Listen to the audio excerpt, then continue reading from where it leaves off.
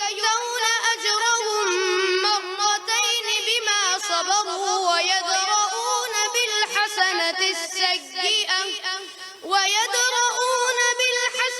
السيئة ومما رزقناهم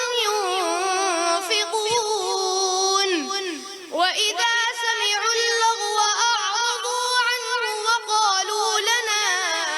أعمالنا ولكم أعمالكم سلام عليكم لا نبتغي الجاهلين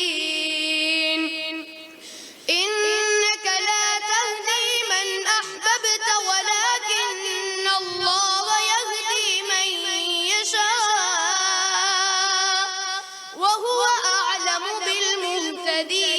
بالمهتدين وقالوا إن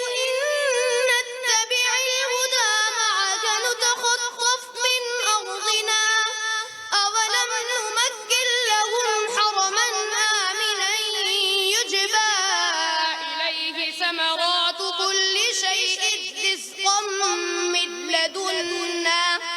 رزقا من لدنا ولكن أكثرهم لا يعلمون وكم أهلكنا من قرية بطرت معيشتها فتلك مساكنهم لم تسكن من بعدهم إلا قليلا وكنا نحن الوارثين. حسبك.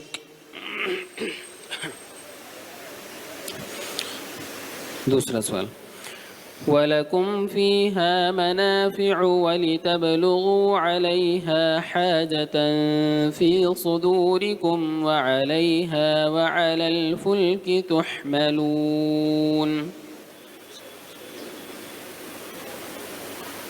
ولكم فيها منافع ولتبلغوا عليها حاجة في صدوركم. 24 पारे का 14वां रुकू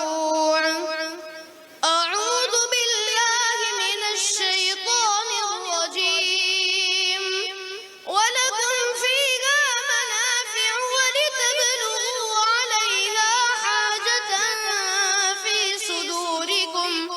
في صدوركم وعليها وعلى الفلك تحملون ويريكم آياته فأي آيات الله تنكرون أفلم يسيروا في الأرض فينظروا كيف كان عاقبة الذين من قبلهم كانوا أكثر منهم وأشد قوة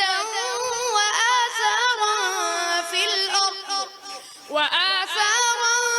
في الأرض فما أغنى عنهم ما كانوا يكسبون فلما